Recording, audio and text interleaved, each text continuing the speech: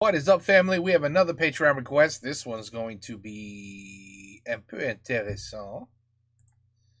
I don't know if we have English lyrics. I investigated Coluche's death. Here's what I discovered. I have no idea why it's in English. Did I do that? Did I change this somehow? Anyway, I'll fix that in the title. I think it's supposed to be French. Okay. Coluche est mort dans un accident de moto près de Grasse, il avait 41 ans. 41. Ouais, ça c'est bien trop jeune. Prêt à entrer dans une décharge, la cabine tournait, il n'y avait plus la moindre place pour passer, un mur.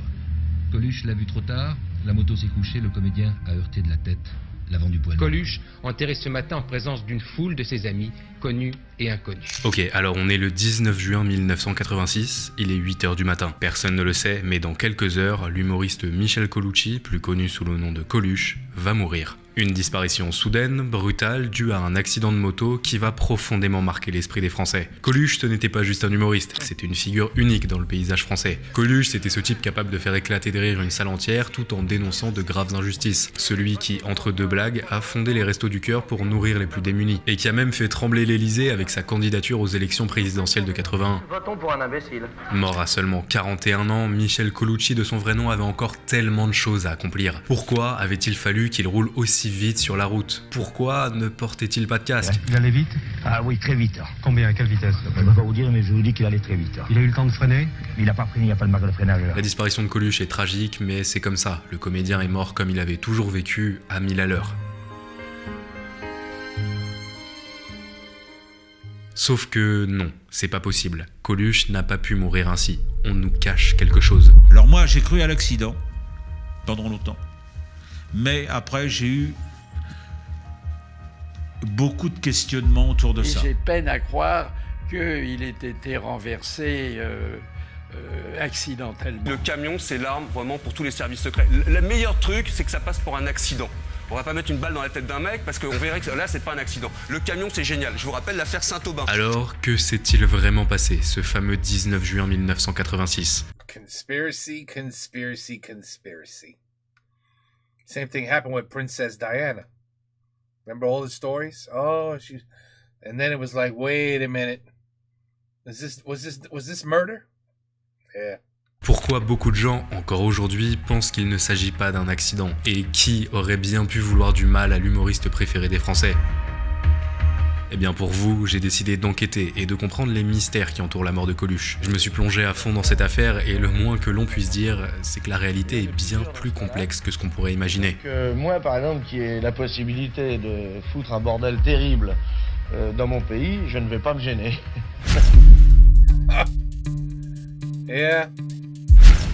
Bon, pour tout comprendre, je vais commencer par vous expliquer ce que j'appellerais la version officielle de la mort de Coluche. Vous savez, celle qu'on connaît tous par cœur, celle que les médias ont relayée en boucle le jour de l'accident de l'humoriste. Et pour que vous compreniez tout bien, j'ai même ramené de quoi faire une petite reconstitution, on va faire les choses bien façon FBI. Ok, alors c'est parti. On est le 19 juin 1986. Comme tous les jours depuis maintenant quelques semaines, Coluche et ses amis déjeunent au restaurant Le Splendide à Cannes. Il fait beau, l'ambiance est détendue et après quelques longues parties de baby-foot, l'humoriste et sa bande décident de rentrer. Coluche enfourche alors sa moto, une Honda 1100 flambant neuve et met les gaz. Suivi de deux de ses amis, Ludovic Paris et Didier Lavergne, il remonte alors la route Détroit à un chemin qu'il connaît par cœur. Mais après une petite demi-heure de route, c'est là, près de la petite ville d'Opio, que le drame va se produire. Au détour d'un virage, près d'un camping, Coluche ne voit pas le camion qui lui barre la route. Il va trop vite, ne porte pas de casque et n'a pas le temps de freiner. L'impact est inévitable. Il est environ 16h30, Coluche est mort sur le coup. Voilà, ça c'est l'histoire qu'on connaît tous. Et je vous jure, après cette vidéo, faites le test. Allez demander à vos parents, vos grands-parents, et ils vous raconteront à peu près tous la même chose. Que Coluche roulait trop vite, sans casque, qu'il a percuté un camion dans un virage, etc. etc. En même temps, c'est normal que tout le monde pense ça, car c'est la version que tous les médias de France ont relayée le jour de la mort de l'humoriste. Tenez, prenons l'article du Parisien du 20 juin 1986, soit le lendemain de la mort de Coluche. Je vous lis quelques extraits. Il venait de dépasser plusieurs voitures lorsqu'à l'entrée d'un virage, à la hauteur d'un camping-caravane, une semi-remorque de 38 tonnes était en train de manœuvrer. Coluche, lancé à pleine vitesse, n'a semble-t-il même pas vu l'obstacle. Les témoins parlent de la vitesse impressionnante de la grosse moto qui les avait doublés. Ok, donc globalement, les médias nous donnent 5 grandes informations sur la mort de Coluche que j'ai décidé de noter pour bien qu'on s'en rappelle. 1. Coluche allait très vite. 2. L'accident a eu lieu dans un virage. 3. Coluche n'avait pas vu le camion. 4. Des témoins confirment avoir été dépassés par Coluche. 5. L'accident était près d'un camping. Ok, maintenant qu'on a tout ça, voyons ce qu'il s'est réellement passé. Commençons par le truc qu'on entend le plus souvent concernant la mort de Coluche, sa vitesse. Vous l'avez déjà entendu plein de fois, Coluche roulait très vite, trop vite même, et c'est pour ça qu'il est mort. C'est en tout cas ce que la presse française n'a cessé de répéter en boucle après son accident. Sauf que c'est faux. Et oui, Coluche ne roulait pas vite. Et ça, c'est assez facile à vérifier. En fait, il suffit d'interroger ses 2 amis qui l'accompagnaient en moto le jour de sa mort, Ludovic Paris et Didier Lavergne. Mais on n'allait pas vite. On connaît la vitesse. On n'allait pas vite. Là, c'est une erreur de dire qu'on allait vite. On n'allait pas vite. Moi, c'est la première chose que j'ai dite à la police quand ils nous ont interviewés, ils nous ont demandé. J'ai dit, on se baladait. On n'allait pas vite. Et tenez-vous bien, en 1987, une reconstitution de l'accident menée par la justice française est arrivée à la même conclusion. Coluche roulait à environ 60 km/h sur cette petite route alors que la limite était de 90. C'est pas vraiment la vitesse folle que les médias ont décrit le lendemain de l'accident. Ok, donc on reprend notre liste et on raye Coluche allait très vite. Ok. Quoi d'autre? Ah oui, probablement le truc le plus absurde concernant la mort de Coluche, c'est qu'il n'est pas du tout mort au détour d'un virage. Son accident a eu lieu sur une ligne droite, bon, légèrement courbée, je vous l'accorde, mais c'était pas un virage serré comme les médias en ont parlé. Donc, on peut aussi rayer l'accident a eu lieu dans un virage. Ok, donc attendez, si on réfléchit, Coluche n'allait pas vite, l'accident n'a pas eu lieu dans un virage, comment il a fait pour ne pas voir le camion? Eh bien tout simplement, Coluche avait très bien vu le camion, comme l'explique son ami Didier Lavergne dans une interview donnée à la Téléstar. Donc Coluche a bien vu ce camion, simplement au départ, il n'était pas au travers de la route. Non, ce qu'il s'est passé, c'est que Coluche roulait avec ses amis, pas très vite donc, et puis tout d'un coup, au moment où il est arrivé au niveau du camion, clac, ce dernier a pivoté et s'est retrouvé juste devant Coluche, comme une porte qui se referme sur quelqu'un. On peut donc aussi rayer, Coluche n'avait pas vu le camion. Ok, donc là ça fait déjà 3 éléments que la presse française a largement relayés alors qu'ils sont complètement faux. L'accident a eu lieu sur une ligne droite, Coluche roulait pas vite et il avait vu le camion. On est donc bien loin de la version du Coluche chauffard roulant à toute vitesse et qui vient s'empaler dans un camion en pleine manœuvre. Mais alors pourquoi la version des médias est si différente de ce qu'il s'est réellement passé? Eh bien le problème est très simple, il est résumé en 3 petites lettres, AFP. L'agence France Presse ou... Ah, l'agence France Presse. Ou AFP est une agence de presse internationale. Elle collecte des informations à travers le monde via ses journalistes, puis diffuse ces infos sous forme de dépêches à d'autres médias, lesquels s'en servent ensuite pour écrire leurs différents articles. Voilà globalement comment l'AFP fonctionne. Elle a donc un rôle central, car elle doit fournir des informations fiables et de manière extrêmement rapide. Rôle qu'elle remplit assez bien en temps normal, mais pas pour la mort de Coluche visiblement. Car, ok, on se concentre. L'accident de Coluche a eu lieu vers 16h30. À cette heure-là, la plupart des journaux français bouclaient déjà leurs articles pour le lendemain. N'oubliez pas qu'à cette époque, il n'y avait pas d'internet ou de chaîne d'infos en continu. Donc quand des grosses news de dernière minute comme la mort de Coluche arrivent, les médias n'ont pas le temps d'envoyer un journaliste sur place qui va faire sa petite enquête puis revenir écrire un article. Non, dans ce genre de situation d'urgence, il reste une seule solution, utiliser les dépêches de l'AFP, considérées, je le rappelle, comme une source fiable et qui ne fait jamais défaut. Never, there's no such thing as fake news.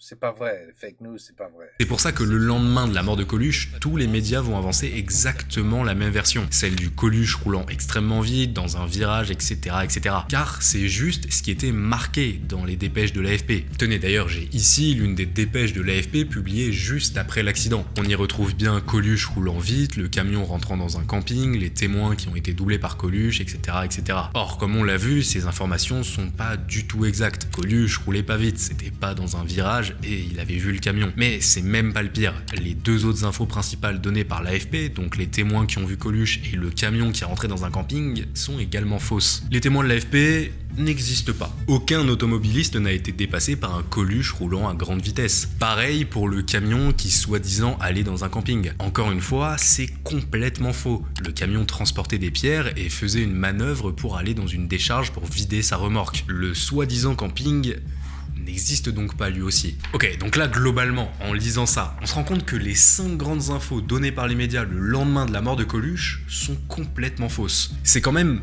assez fou. Tout ça parce que l'AFP a relayé ce qu'elle pensait être vrai et que personne n'a pris le temps de vérifier. Mais alors... But that still happens today. Even with all the technology. Same thing happens today. Oh, is it gonna get views? Are people gonna watch? Are people gonna tune in? Okay, then send it. Do it. Go live. Allez, now.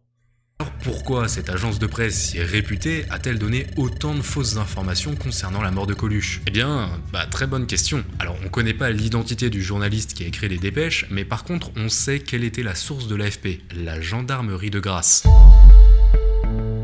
Alors, on reformule la question. Pourquoi la gendarmerie de Grasse a-t-elle fourni des informations fausses à l'AFP? Nous ne le savons pas. Mais après tout, ok, le 19 juin au soir, l'AFP, peut-être dans la précipitation, a fourni des informations fausses dans ses dépêches. Mais le lendemain, le 20 juin, il y a bien des médias français qui ont envoyé des journalistes à Grasse pour enquêter, pour faire la lumière sur l'affaire. And maybe talk to their friends, to his friends that were riding with him. They're the only true witnesses. That's where the whole story should have came from. His friends riding with him. Interroger Ludovic Paris, Didier Laverne, le chauffeur de camion, bref, juste faire un boulot de journaliste quoi. Eh bien non. Assez étrangement, les médias français semblaient se satisfaire des informations données par l'AFP et vont pas du tout chercher à approfondir les circonstances de la mort de Coluche. En fait, il y a seulement 2 journaux qui vont prendre la peine d'envoyer des journalistes sur place pour enquêter. France Soir et le Journal du Dimanche. C'est le Journal du Dimanche. Et dans le Journal du Dimanche, on lit ce que dit Didier Laverne, à savoir qu'on roulait pas vite, on allait à 60. C'était pas une route sinueuse, c'est une grande courbe. Et là, il y a une ligne droite qui fait 200 mètres. Avec de l'herbe sur le chemin, comme ça. On voit un camion arriver au pas. Alors, il y a 3 motos, comme ça. Coluche est en premier, les 2 autres, Didier, Ludo. Le camion arrive tout doucement au pas, il n'y a pas de clignotant. Et au dernier moment, paf! Cette nouvelle version, rapportée par le JDD et France Soir, était donc complètement en contradiction avec ce qu'avait dit la presse française. On pouvait donc s'attendre au moins à ce qu'après ça, les médias reprennent ces infos, rectifient leurs erreurs et expliquent les vraies circonstances de la mort de Coluche. Or, encore une fois, ça ne sera pas le cas. Presque aucun média ne reprendra les propos des articles de France Soir et du JDD. Presque aucun média ne dira que c'est le camion qui a soudainement braqué en direction de Coluche. Et surtout, presque aucun média ne parlera des témoignages de Ludovic Paris et de Didier Lavergne. Ouais. C'est comme si pour la presse française, la version de l'AFP, qui pourtant était complètement fausse, collait plus à l'image qu'on voulait donner de la mort de Coluche. L'humoriste était une tête brûlée, il roulait trop vite, la France est en deuil et lui rend hommage. Point, à la ligne, on passe à un autre sujet, circuler, il n'y a plus rien à voir. Sauf que justement, toute cette omerta autour de la mort de Coluche va attirer l'attention d'un homme qui joue un rôle central dans notre histoire. Jean Depucé, un journaliste français qui va se donner une seule mission, prouver que Coluche a été assassiné. On est en septembre 1987. Jean Depucé, un journaliste en voyage à Cannes, décide de rendre visite à son frère à Châteauneuf-de-Grasse. En chemin, il se dit alors qu'il va s'arrêter devant le lieu où Coluche est mort, histoire de se recueillir et de rendre hommage à un humoriste qu'il admirait beaucoup. Mais il arrive là-bas et c'est le choc. Pas de camping, pas de virage, juste une route parfaitement droite. Jean va longuement observer cette ligne droite et réaliser que quelque chose collait pas. C'est pas du tout ce qu'il avait entendu à la radio et vu à la télévision lors de l'annonce de la mort de Coluche. 2 questions vont alors émerger dans l'esprit de Jean Depucé. 2 questions qui vont le hanter pendant les 20 prochaines années. Pourquoi les médias ont-ils menti concernant la mort de Coluche? Et surtout, est-ce réellement un accident? Depucé va alors décider de mener sa propre enquête pour comprendre ce qu'il s'était réellement passé. Et le moins que l'on puisse dire, c'est qu'il va tomber sur des choses extrêmement troublantes. Bon, bien évidemment, il a commencé par interroger les 2 amis de Coluche, Ludovic Paris et Didier Lavergne. Il va même enregistrer leurs entretiens et ces derniers lui diront la même chose qu'ils avaient dit aux journalistes de France Soir et du JDD à l'époque. On n'allait pas vite, le camion s'est rabattu sur nous. Jamais tu peux imaginer que ce camion va faire ça, voilà. Jamais. Pas de clignotant? Non, rien. Aucun signe? Non, aucun signe, rien. Pas de clignotant, aucun signe. Alors ça, je suis sûr et certain. Donc la logique pour des motards, c'est que le camion vous laisse passer. Que tu vas nous croiser comme ça. Ouais. On peut. À aucun moment, on ne peut imaginer qu'il va faire cette manœuvre. À aucun moment. Mais Jean veut aller plus loin. Il décide justement de s'intéresser à ce fameux camion qui avait percuté Coluche, et surtout à son conducteur, Albert Ardisson. Je ne peux pas vous dire, mais je vous dis qu'il allait très vite. Il a eu le temps de freiner? Il n'a pas freiné, il n'y a pas de marque de freinage là. Ses copains se sont arrêtés, ils sont paris, il s'est arrêté lui. Il n'y a pas de marque de freinage, ça c'est la béquille qui a touché par terre, voilà.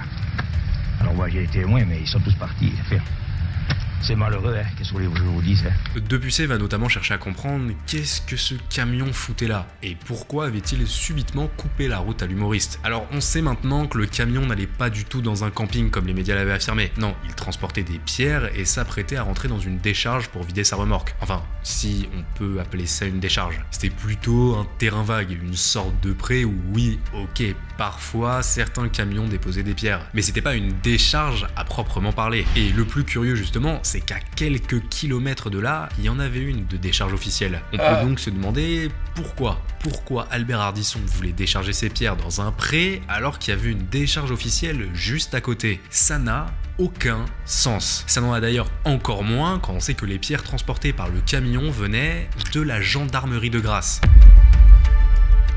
Oui, cette même gendarmerie qui a transmis les fausses informations à l'AFP.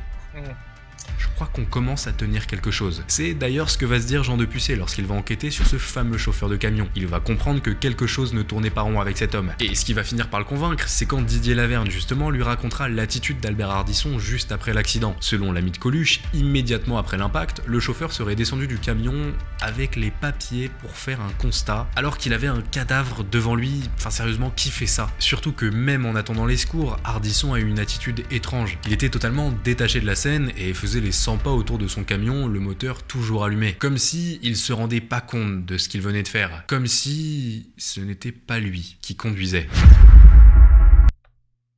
Oh boy, now we have another conspiracy. Oh.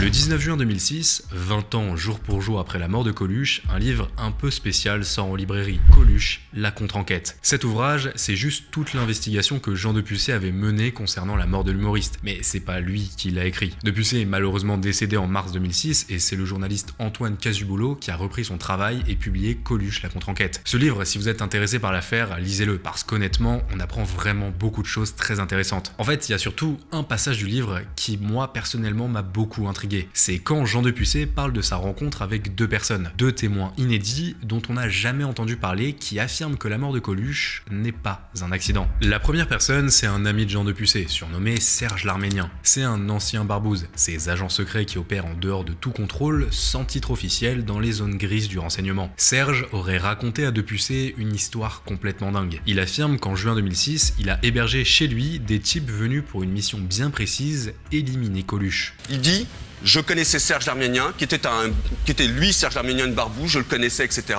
Je lui ai dit: alors, Coluche? Il m'a dit: oh, vous me faites chier avec cette histoire, ils sont venus chez moi faire préparer tout, c'est pas de ma faute, etc. Quelques semaines après ces révélations, Serge l'Arménien tombe dans une embuscade et meurt de 5 balles dans la poitrine. Est-ce qu'il disait vrai, est-ce qu'il disait faux? Difficile à dire, et maintenant, on ne le saura probablement jamais. Mais comme je vous ai dit, Jean Depucé a rencontré deux personnes qui lui ont expliqué que la mort de Coluche n'était pas un accident. La première personne, c'est donc Serge, qui est mort, mais la seconde personne est bien vivante, et elle s'appelle Sébastien. Sébastien, c'est pas vraiment le même profil que Serge, c'est un ancien flic qui, 15 jours avant la mort de Coluche, aurait reçu dans ses mains un dossier secret contenant un plan d'assassinat détaillé de l'humoriste. Sébastien donne même à Jean le nom de ce projet, l'Opération Montorgueil. Sur le moment, Sébastien porte pas spécialement attention à ce dossier, car quand il le reçoit, Coluche est encore bien vivant. Mais c'est que 15 jours plus tard, quand l'humoriste meurt, que le flic aurait commencé à paniquer. Il comprend qu'il détient entre les mains une potentielle preuve montrant que la mort de Coluche est un assassinat. Il sent qu'il est alors peut-être en danger et quitte la police par peur de se faire éliminer. Et là vous vous demandez pour que Sébastien ait eu aussi peur. Qu'est-ce qu'il se trouvait dans ce fameux dossier de l'opération Montorgueil? Eh bien, selon Sébastien, à l'intérieur du dossier, il est décrit de manière extrêmement précise comment Coluche allait mourir. Il y a des plans, des bornes de passage, des schémas, bref, tout est organisé minutieusement pour être sûr que l'humoriste ne survivra pas. Mais l'élément le plus intriguant de ce dossier, c'est sans doute concernant le chauffeur du camion,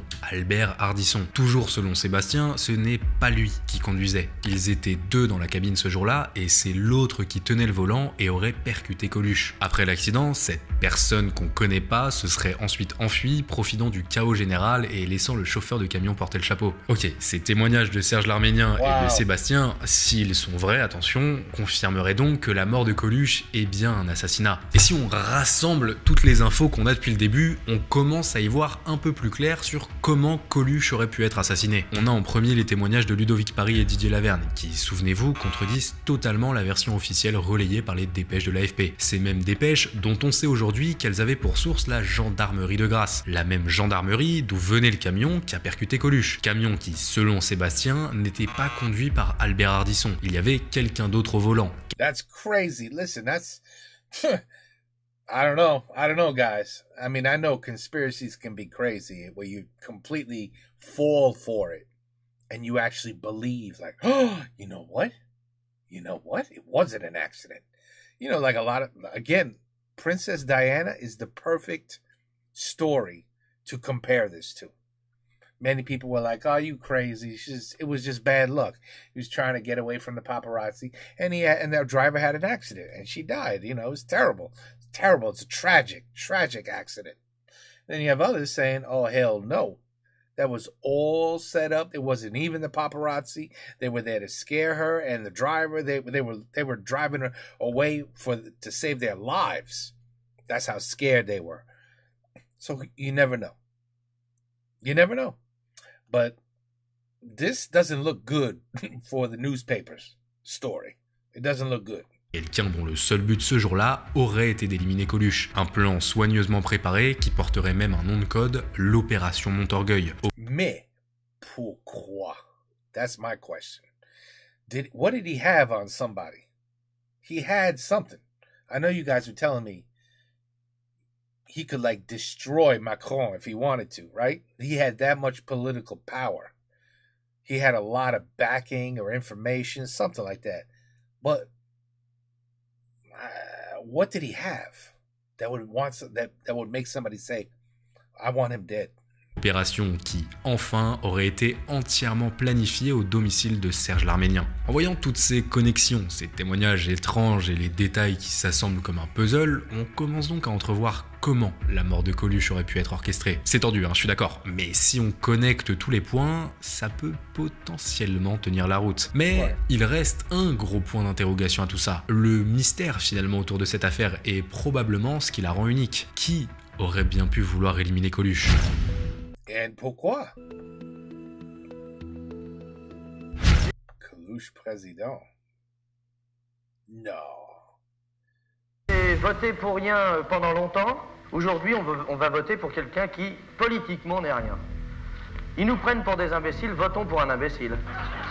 On est le 30 octobre 1980 au théâtre du Gymnase à Paris et un événement assez inattendu est en train de se produire. L'humoriste Michel Colucci, dit Coluche, vient de convoquer une conférence de presse pour annoncer sa candidature à l'élection présidentielle de 81. Alors la raison pour laquelle je me présente aux élections, c'est donc à cause de cet électorat, à cause de ce tas de gens qui sont pas représentés par la politique, qui en sont des consommateurs et qui subissent la politique. Dans la salle, qui est pleine à craquer, les journalistes se regardent entre eux, interloqués et en même temps très amusés de ce qu'ils sont en train de voir. Encore un coup de ce satané Coluche, se disent-ils. En même temps, il faut dire que depuis quelques années, l'humoriste traîne une sacrée réputation derrière lui. Il n'hésite pas à taper sur tout ce qu'il bouge et dit ce qu'il pense, sans filtre, dès qu'il en a envie. Alors voir l'humoriste se présenter à la présidentielle de 81, ok c'est une surprise, mais bon il fallait s'y attendre, c'est du Coluche tout craché. Sauf que cette candidature, qui apparaissait au départ clairement comme une blague, va très rapidement prendre de l'importance. Des premiers sondages vont commencer à sortir, et là, surprise, des gens sont prêts à sérieusement voter pour Coluche.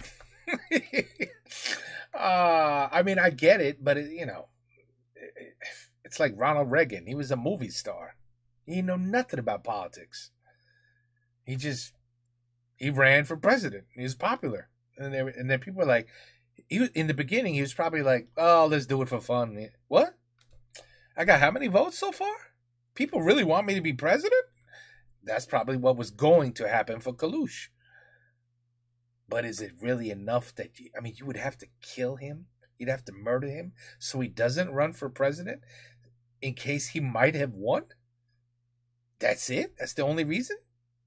Pour le tuer? sais pas.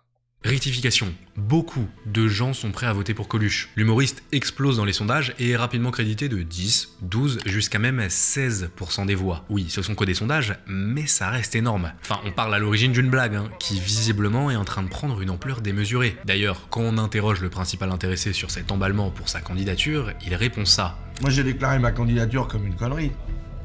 Si elle a pris cette importance, c'est pas de ma faute. C'est à cause du fait que les gens se sont intéressés à voter pour un mec qui voulait pas être élu. Alors à partir de ça, s'ils sont nombreux, c'est pas de ma faute, c'est donc bien de la faute de ceux qui font la politique d'habitude. À partir de ce moment-là, la He's not wrong. candidature de Coluche ne fait plus rire du tout. Elle va même effrayer toute la classe politique française jusqu'au président de la République en personne, Valéry Giscard d'Estaing. Ah. Giscard est effrayé. Ce bouffon qui veut devenir roi représente désormais une menace qu'il ne peut plus ignorer. Il flippe tellement qu'il charge le commissaire des renseignements généraux, un certain Guy Dauvé, de s'occuper du cas Coluche. Dauvé monte alors un dossier contre l'humoriste, le dossier 817-706, et commence son entreprise de déstabilisation contre Coluche. Pendant des mois, l'humoriste est harcelé, diffamé, menacé, sa vie privée est étalée aux yeux de tous et la presse a l'ordre de ne plus lui donner la parole. Don't you love politics? C'est dégueulasse. Logiquement, cet acharnement contre l'humoriste va avoir raison lui, et en avril 81, juste avant le premier tour, il annonce ne plus être candidat. Faire rire, c'était très bien. À partir du moment où ça m'a pu faire rire, évidemment, ça se gâte un peu, quoi. Puisque si moi ça me fait pas rire, comment je vais faire pour faire rire les autres? Coluche ressort de cette campagne présidentielle complètement à bout de souffle. Il est lessivé, paranoïaque et annule même sa tournée de spectacle pour se mettre en retrait de la scène publique. Au même moment, sa femme le quitte et il sombre peu à peu dans la dépression. Il trouve refuge dans la drogue et pendant des années, Coluche n'est plus que l'ombre de lui-même. Il touche le fond et tout le monde pense alors que cet humoriste si décalé appartient désormais au passé. Je savais pas tout ça. J'apprends beaucoup avec cette vidéo. Mais non, ça ne peut pas se passer comme ça. Coluche n'est pas quelqu'un qui abandonne si facilement. Après des années de traversée du désert, l'humoriste se reprend en main et décide d'en finir avec la drogue. Il réapparaît dans la vie publique, gagne un César du meilleur acteur et lance surtout son nouveau grand projet caritatif, les Restaurants du Cœur. Alors que tout le monde le pensait fini, le clown le plus célèbre de France réalise un comeback fracassant. Pour tout vous dire, il est même encore plus aimé qu'avant. Il s'est adouci et un peu moins provocateur et surtout les Restos du Cœur lui confèrent un statut d'intouchable. Car comment ne pas aimer un homme qui aide réellement les Français, qui les nourrit et surtout qui les comprend? Mais ce retour en grâce, Coluche compte bien en profiter. Après avoir été harcelé pendant des mois lors de la présidentielle de 81, il sait qu'il peut désormais se venger. Il n'a jamais été autant soutenu et la plupart des Français sont désormais derrière lui, quoi qu'il dise, quoi qu'il fasse. Alors, début 86, Coluche commence à travailler sur un nouveau spectacle. Mais pas n'importe quel spectacle. Un spectacle unique, grandiose et qui serait le chef-d'œuvre de l'humoriste. La date et le lieu sont déjà trouvés, ça sera en septembre 86 au Zénith de Paris. C'est pour cela que Coluche part dans le sud de la France avec ses amis. Il veut terminer l'écriture de ce show explosif dont il est si fier et qui, il le sait, va faire énormément de bruit. Dans ce numéro du journal L'événement du jeudi, on peut notamment lire comment Coluche décrivait son spectacle à venir. Je vais les secouer, je vais les allumer tous, ils sont tous pareils, des copains et des coquins. Mais alors, qui est-ce que Coluche comptait secouer comme il le dit si bien? Les politiciens? Oui, sans doute, mais plus particulièrement un politicien. Ou plutôt, le politicien, François Mitterrand. Et là, on parle de quelque chose de bien plus grand qu'une simple plaisanterie, car il s'agit d'un secret que Coluche allait révéler qui porte un nom, Mazarine. Alors pour ceux qui ne le savent pas, Mazarine, c'est la fille cachée de François Mitterrand. Pendant 20 ans, son existence sera un secret total pour les Français, et les rares personnes qui ont essayé de faire éclater la vérité l'ont souvent payé très cher. On pense surtout à l'écrivain Jean Edernalier, qui sera harcelé, écouté et menacé pendant des années par les services secrets français pour avoir écrit un livre dans lequel il révélait l'existence de Mazarine. Et même si son livre ne sortira jamais, Allier aurait parlé de la fille cachée de François Mitterrand à beaucoup de monde, notamment à notre cher Coluche. Et Coluche, lui, ça le faisait beaucoup rire cette histoire d'enfant caché. Selon certaines sources, il aurait alors juré à Allier de faire allusion à l'existence de Mazarine lors de son zénith en septembre. Est-ce pour cela que Coluche a été assassiné? Car il s'apprêtait à révéler le secret le plus intime du président devant une foule de plusieurs milliers de personnes. Imaginez juste l'impact. Un président qui trompe sa femme, qui cache une fille, c'est pas vraiment l'image qu'on se fait d'un chef d'État, non? Arnold Schwarzenegger? Oh no, it's a different person. Never mind. Si Coluche avait révélé l'existence de Mazarine-sur-Seine, c'était probablement fini pour Mitterrand, et ses chances de réélection en 88 se seraient envolées. Mais attendez, car en parlant d'élection, certains poussent même la réflexion encore plus loin. Selon eux, Coluche n'aurait pas été tué car il allait parler de Mazarine au Zénith, non. Mais pour une raison encore plus énorme. L'humoriste voulait se représenter au présidentiel de 88. Après son échec aux dernières élections, il voulait retenter sa chance en étant cette fois-ci beaucoup mieux préparé. Car imaginez, on lui donnait 16% des voix en 81, alors qu'une grande partie de la population le trouvait vulgaire et l'appréciait pas du tout. Alors combien aurait-il pu faire en 88 maintenant qu'il était aimé, voire même idolâtré par la majorité des Français? Après les Restos du Cœur, en 3 mois, 8,5 millions de repas. Le type, il devient intouchable. Saint-Coluche, 71% des Français le trouvent sympathique. Le mec, qui pourrait arrêter Coluche? Et c'est vrai. Qui aurait réellement pu arrêter Coluche s'il avait décidé de se présenter à l'élection présidentielle? Pas grand monde. D'ailleurs, quand on demande à Paul Lederman, l'un de ses plus proches amis, ce qu'aurait fait Coluche aujourd'hui s'il était encore en vie, il répond clairement de la politique. C'est pour cela que Coluche aurait été tué. Il faisait peur, pas seulement à Mitterrand, mais à toute la classe politique. Il était devenu trop puissant, trop influent et était sur le point de renverser un système tout entier. Il n'avait aucune limite et avait déjà prouvé par le passé qu'il était capable de tout et n'avait peur de rien. Il fallait l'arrêter, il fallait le faire taire. C'est pour cela qu'on aurait monté un plan pour éliminer Coluche, cette fameuse opération Montorgueil dont Sébastien posséderait le dossier complet. Une équipe aurait été mise sur pied, aurait élu domicile chez Serge l'Arménien et se serait alors chargée de tuer cet humoriste si dérangeant. Ça expliquerait pourquoi la presse aurait tellement insisté sur cette histoire de vitesse, pourquoi le chauffeur du camion semblait si bizarre après l'accident, pourquoi les témoignages de Didier Lavergne et Ludovic Paris ont été si soigneusement écartés. Parce qu'on voulait que la mort de Coluche ait l'air d'un accident, juste un accident, pas un suicide trop compliqué à dissimuler et sûrement pas un meurtre qui aurait déclenché des questions impossibles à étouffer, mais plutôt un simple accident de la route, comme il en arrive des milliers chaque année. Ok, je sais qu'avec ce qu'on vient de voir, il y a une grande partie d'entre vous qui est désormais persuadée que Coluche a été assassiné. Alors, qu'est-ce qu'on fait? Yeah, I mean, I believe it. There's going to be plenty of people that believe he got murdered. Absolutely. Same with Princess Diana. A lot of people think she was murdered. On prend les fourches, on va à l'Elysée, on essaie de récupérer des archives. Eh bien, pas si vite. Car oui, bon, on est tous d'accord, il y a énormément d'éléments étranges dans la mort de Coluche. C'est indéniable. Que ce soit les dépêches de l'AFP, le chauffeur de camion, Serge l'Arménien, bref, vous commencez à connaître la chanson. Mais pour autant, ça veut pas forcément dire que c'est un assassinat froidement réfléchi. Oui, ok, on a les témoignages de Didier Lavergne et Ludovic Paris qui expliquent que la version donnée par la presse n'a pas été conforme à la réalité. Mais est-ce que ça veut dire que Coluche a été assassiné? Pas forcément. Et les deux amis eux-mêmes sont pas formellement convaincus qu'il s'agisse d'un assassinat. On a aussi les témoignages de Serge l'Arménien et de Sébastien. Mais bon, l'un est mort et l'autre prétend détenir un dossier secret dont en réalité personne n'a jamais vu la couleur. Faut-il croire les deux hommes sur parole alors qu'on n'a jamais trouvé aucune réelle preuve de ce qu'ils avancent? C'est tout le paradoxe de la mort de Coluche. D'un côté, on a cette montagne d'éléments étranges et de témoignages qui expliquent que la mort de l'humoriste est une opération secrète visant à faire taire le comique. Mais d'un autre côté, on n'a aucune réelle preuve de ça et la manière dont est mort Coluche laisse normalement peu de doute à ce qu'il s'est réellement passé le 19 juin 1986. Et si l'humoriste était juste décédé tragiquement lors d'un banal accident de la route comme il en arrive des milliers chaque année? Il était juste au mauvais endroit, au mauvais moment. Qui a raison, qui a tort? Malheureusement, il est fort probable que nous ne connaissions jamais la réponse. Mais la mort mystérieuse de Coluche n'est pas un cas isolé durant cette période trouble que sont les années 80 et 90. Il était 19h environ, un homme venait de se donner la mort. C'était François de Grossouvre, ancien conseiller du chef de l'État, Michel Film. Pierre Bérégovoy est mort en fin d'après-midi après s'être tiré une balle dans la tête à Nevers, la ville dont il est maire. Thierry Sabine, Daniel Balavoine, la journaliste Nathalie Audan, un pilote et un technicien radio sont morts la nuit dernière au Mali. René Lucet, 38 ans, père de 2 enfants, s'est tiré ce matin une balle dans la tête.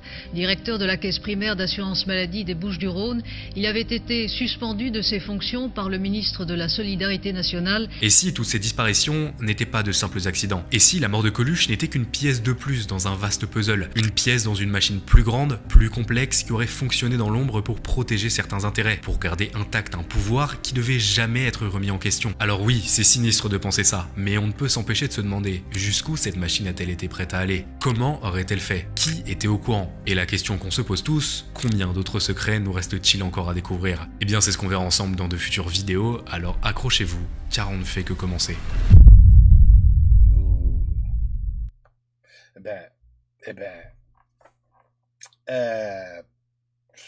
Wow. Je sais pas que dire.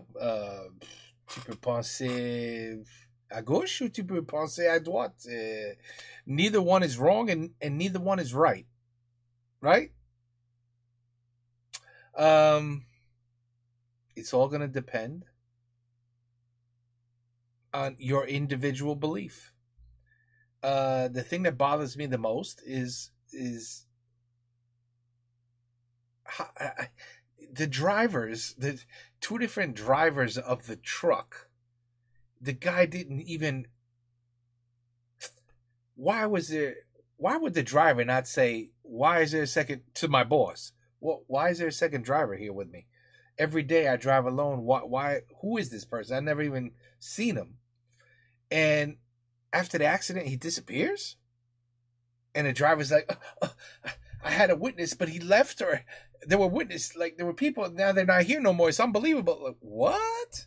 That seemed really weird, that part.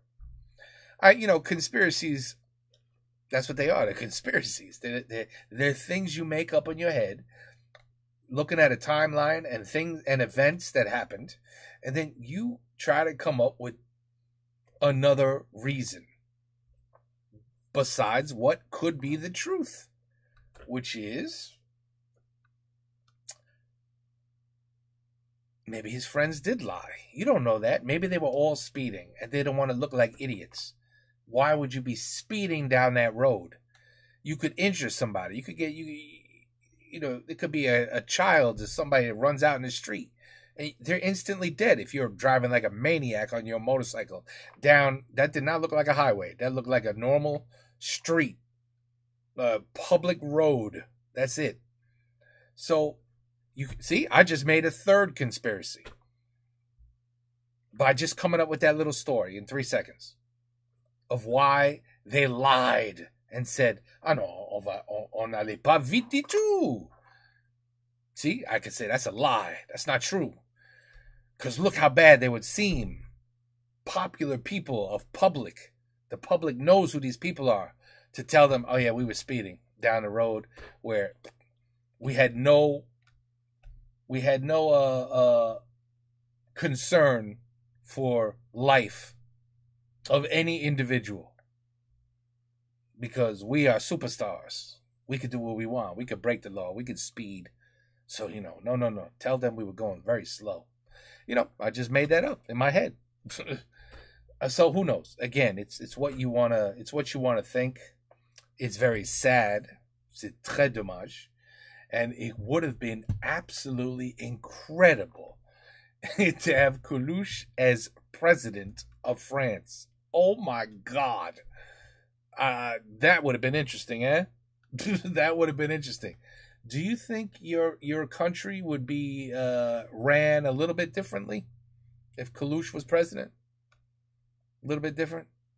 Who knows? Never know. Anyway, good video, Patreon. Good video. And whether the facts were true or not, I learned a lot. I learned more about Coluche than I ever knew. Et ben voilà. The video, c'est fini. Alors, c'est dommage. C'est triste. But we have to move on to the next one. La prochaine. Ça vient. Demain, comme toujours. Take care. Peace out.